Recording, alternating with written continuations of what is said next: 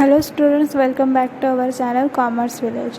तो आज की वीडियो में हम देखने वाले हैं 12th स्टैंडर्ड इकोनॉमिक्स का सेकेंड चैप्टर यूटिलिटी, जो हमने पिछली बार स्टार्ट किया था, यूटिलिटी एनालिसिस। उसमें हमने इंट्रोडक्शन देख लिया था, फिर अपने फीचर्स देखे थे यूटिलिटी के, फिर उसके टाइप्स देख चुके थे।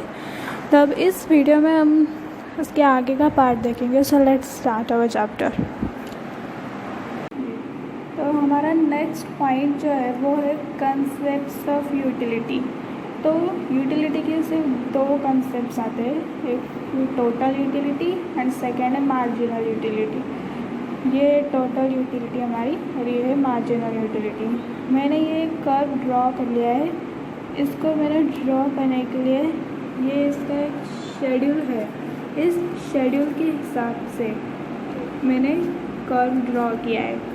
अब देखिए, टोटल यूटिलिटी और मार्जिनल यूटिलिटी क्या होता है। मतलब एक अगर कोई यूनिट है, उसको अगर हमने कुछ टोटल, मतलब इस कमोडिटी की टोटल जो यूटिलिटी है वो ये है, और अगर उसमें कुछ एडिशन हो जाती है टोटल, मतलब हम कह सकते हैं किसी खर्चे को लेकर, तो उसमें अगर मार्जिनल यूटिलिटी मतलब ये उसमें एडिशनल होती है, तो ये हो जाती है यूनिट ऑफ एक्स, मतलब एक्स कमोडिटी की ये टोटल यूटिलिटी है और ये मार्जिनल यूटिलिटी है।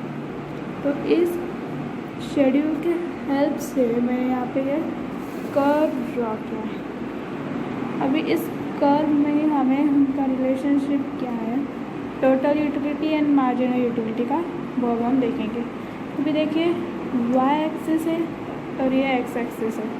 वाई एक्सिस पे हमने टोटल, मतलब यहाँ पे यूटिलिटी ड्रॉ कर लिया और यहाँ पे यूनिट्स ऑफ कमोडिटी एक्स, मतलब ये जो थे हमारे यूनिट्स वो हमने एक्स एक्सिस कर लिया है, और फिर जो total utility and marginal utility जो हमने यहाँ पे ड्रॉ कर लिया।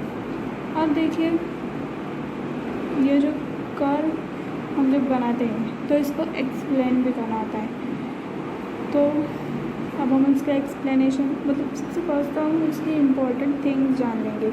अभी देखिए, जब हमारा कर्व स्टार्ट होता है तो total utility and marginal utility of the every first unit, जब कोई भी फर्स्ट यूनिट होता है तब total utility and marginal utility ये हमेशा सेम होती है। देखिए, हमें शेड्यूल दिखाती हूँ आपको। देखिए, फर्स्ट यूनिट पर दोनों सेम है ना।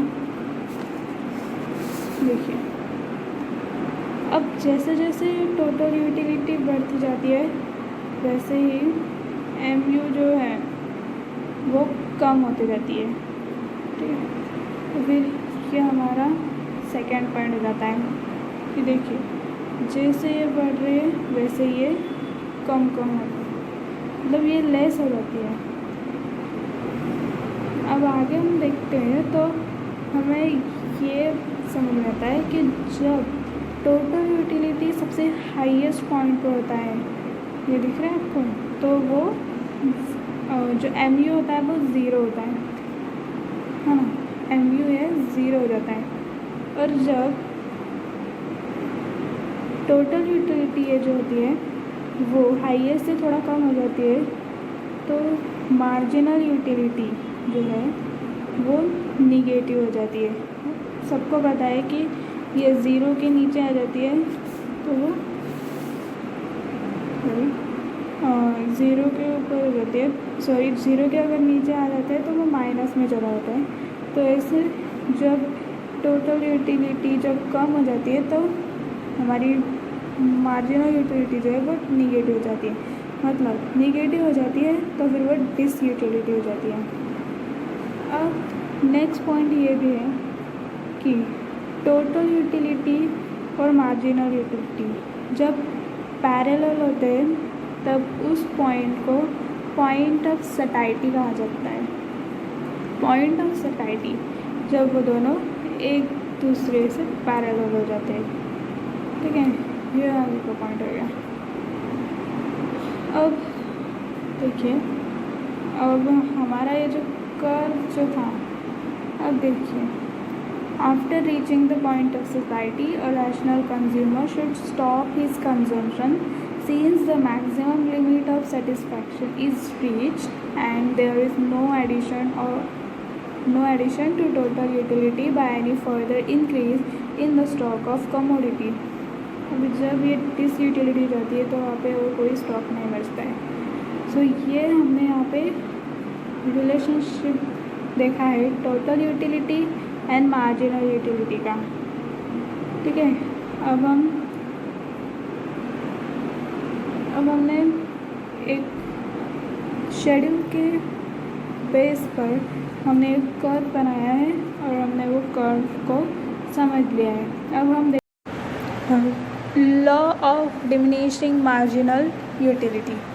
So first introduction. This law was first proposed by Professor Gaussen but was discussed in detail by Professor Alfred Marshall in his book Principles of Economics published in 1890. अब ये law जो है diminishing marginal utility का, ये सबसे first propose तो Gaussian भी किया था, लेकिन इस पर detail discuss professor Alfred Marshall ने किया उनकी बुक में प्रिंसिपल ऑफ इकोनॉमिक्स में, जो पब्लिश हुई थी 1890 में।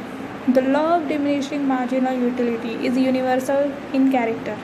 It is based on the common consumer behavior that utility derived diminishes with the reduction in the intensity of a want. देखिए, यूटिलिटी जब होती है, यूटिलिटी जब हमारी इंटेंसिटी होती है वांट की तब होती है, मतलब रिडक्शन हो रहा है उसमें। तो ये लॉ कैसा है, यूनिवर्सल है कैरेक्टर में। सो ये बेस्ड किस पर है, किस पर बेस करता है, तो लाइक कॉमन कंज्यूमर जो बिहेवियर होता है उस पर, मतलब जो यूटिलिटी होती है उनका रिडक्शन होता है इंटेंसिटी ऑफ वांट में, मतलब हमारे जो वांट्स होते हैं वो सेटिस्फाइड नहीं होते, ऐसा उनको कहना है। सो डिमिनिशिंग मार्जिनल यूटिलिटी उसका कहानी। देन स्टेटमेंट देखते हैं। Statement of the law according to professor Alfred Marshall, other things remaining constant, the additional benefit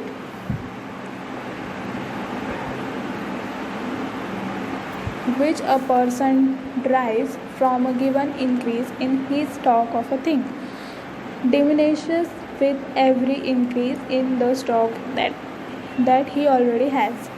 देखिए, आल्फ्रेड मार्शल के थ्रू जब हम देखेंगे तो उनके हिसाब से कैसा है कि अदर थिंग्स जो है वो कांस्टेंट होती है, लेकिन the additional benefit which a person derives from a given increase in his stock of a thing, जब किसी पर्सन की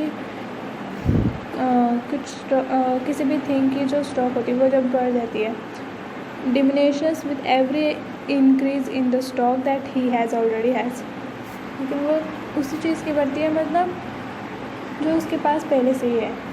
In other words, marginal utility that any consumer derives from successive units of a particular commodity goes on diminishing as his or her total consumption of that commodity increases.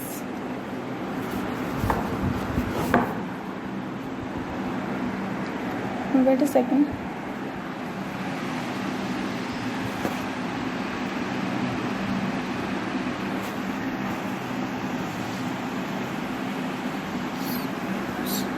Sorry,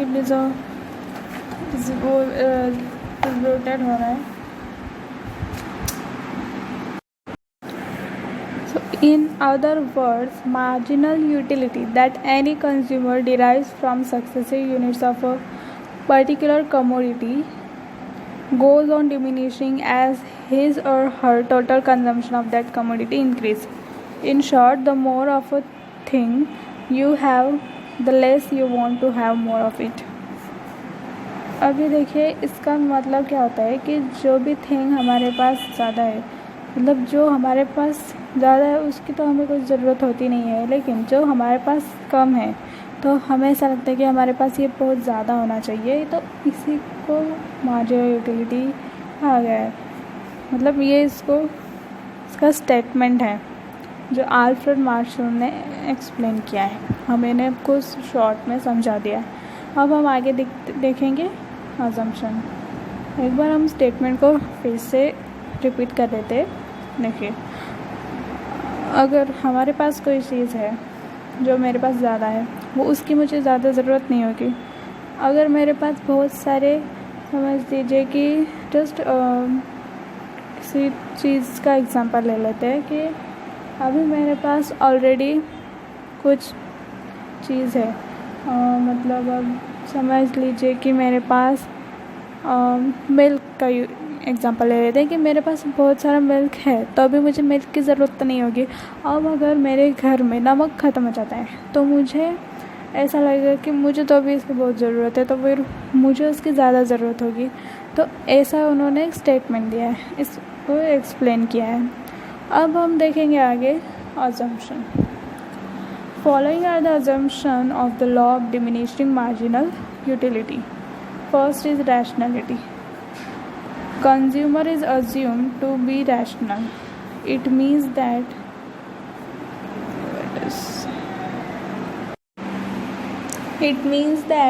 his behavior is normal and he tries to maximize his satisfaction. अब rationality मतलब क्या होता है कि consumer, हम इसको assume करेंगे कि उसको रैशनल बनाने में, मतलब इसका मतलब क्या होता है कि जो भी उसका कुछ बिहेवियर है वो नॉर्मल होता है, बट वो ट्राई करता है कि कैसे उसका मतलब वो उसको कैसे सेटिस्फैक्शन मिले, इसीलिए उसको हम रैशनलिटी का अजम्पशन दें। Then second is cardinal measurement. The law assumes that utility can be cardinally और numerically measured.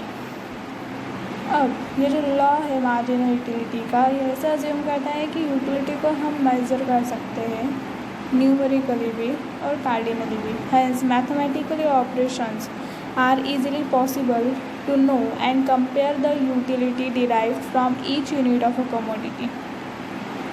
अब मैथमेटिक्स के हिसाब से मतलब मैथमेटिकल ऑपरेशंस के हेल्प से हम इसे इजीली मेज़र कर सकते हैं, मतलब easily possible to know and compare utility, मतलब हम उस मैथमेटिकल ऑपरेशंस के हेल्प से उसको कंपेयर कर सकते हैं, उसको मेज़र कर सकते हैं. Then third is homogeneity. All units of a commodity consumed are exactly homogeneous or identical in size, shape, color, taste and etc. अब देखिए होमोजेनिटी मतलब हमारी ह्यूमन की क्वालिटी थी. मतलब देखिए all units of commodity consumed are exactly homogeneous और identical.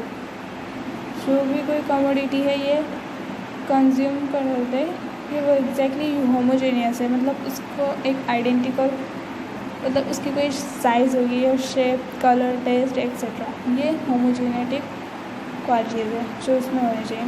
Then continuity. All units of commodity are consume in quick succession without any lapse of time. तो ये जो कोई कमोडिटी है मतलब उसका कंटिन्यू वर्क होना चाहिए, ऐसा उसकी कंटिन्यूटी होती है, उसके नाम में ही उसकी मीनिंग छुपी होती है. तो ऐसे ऑल कमोडिटीज़ के जो यूनिट्स हैं उनके बारे में उन्होंने, मतलब क्विक सक्सेशन होता है विदाउट लैप्स ऑफ टाइम, मतलब बिना किसी ब्रेक लिए वो उनका सक्सेशन चालू रहता है. देन आगे है reasonability. All the units of commodity consumed are of reasonable size. They are neither too big nor too small. अभी देखिए कि रीजनेबिलिटी है ये, वो ना ज़्यादा छोटे होते हैं ना ज़्यादा बड़े होते हैं कमोडिटी. ठीक है. Then sixth is constancy. All the related factors like income, taste, habits, choices, likes, dislikes of a consumer should remain constant. अब देखिए हमारे ह्यूमन की जो ये जो कुछ उन्होंने दिए हैं यहाँ पे qualities, income, taste, habits, choices, likes, dislikes, ये कांस्टेंट होता है, सब सेम होते हैं। Marginal utility of money is also assume to be constant, तो फिर वो उनको भी कांस्टेंट ही अज्यूम करते हैं। 7 is divisibility. The law assumes that the commodity consumed by the consumer is divisible so that it can be acquired in small quantities. देखिए, तो ये जो कुछ भी कमोडिटी होती है हमें उनको मतलब कंज्यूमर के अकॉर्डिंग उसको डिवाइड कर सकते हैं स्मॉल क्वांटिटी में भी। Then 8 is single want. A given commodity can satisfy a single want of a person. The law, देखिए आगे जाने से पहले हम इतना एक्सप्लेन कर लेंगे। A given commodity can satisfy a single want of a person. किसी पर्सन की एक ज़रूरत ही पूरी कर सकते हैं। The law, अब हम नेक्स्ट पेज देखेंगे।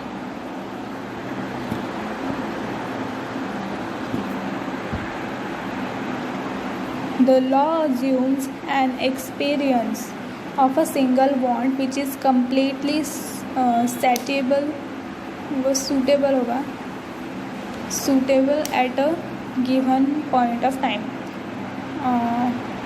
तो देखिए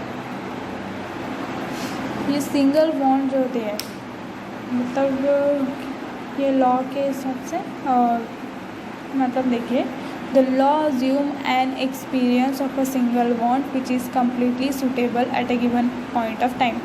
अभी देखिए ये लॉ जो है वो अज्यूम करता है कि सिंगल वांट का एक्सपीरियंस के साथ तो जो कम्प्लीटली सूट करता है टाइम किसी पॉइंट ऑफ टाइम पे। देखिए ये हो गए हमारे अजम्पशंस। अभी देखिए हमें आगे यहाँ पे एक शेड्यूल दिया है, the law of diminishing marginal utility. यहाँ पे नीचे हमें दिया है एक टेबल दिया है, ये एक शेड्यूल है। अभी देखिए यहाँ पे हमें फर्स्ट कॉलम दिया है units of X, then marginal utility it's MU। जब फर्स्ट यूनिट है तब हमारी MU है 10, जब सेकंड पे आ गए तो 8 हो गई, देन थर्ड पे 6, देन फोर्थ पे 4, 5 पे 2, 6 पर 0, 7 पॉइंट पे वो -2 हो गया। अब देखिए जैसे हमने पिछले वीडियो में पिछले पॉइंट में देखा था कि जैसे टोटल यूटिलिटी बढ़ जाती है वैसे मार्जिनल यूटिलिटी कम हो जाती है। मतलब एक पॉइंट ऐसा आता है जब टोटल यूटिलिटी है सबसे हाईएस्ट पॉइंट पर होती है और तब MU जो होती है वो 0 पर आ जाती है, और फिर उसके बाद जब टोटल यूटिलिटी जो होती है वो जब थोड़ी सी कम हो जाती है तब MU जो होती है वो माइनस में चली जाती है, वो निगेटिव हो जाती है। अभी देखिए इस शेड्यूल के हेल्प से उन्होंने यहाँ पे MU कर्व बनाया है। जैसे हमने पिछली बार देखा था वैसे ही है, बस इन्होंने सिर्फ इसमें MU को शो किया है पिछले वीडियो में। पिछले कर्व में वहाँ पे हमने TU भी देखा था और MU भी साथ में देखा था। अभी यहाँ पे हमने नीचे इसका एक्सप्लेनेशन दिया है।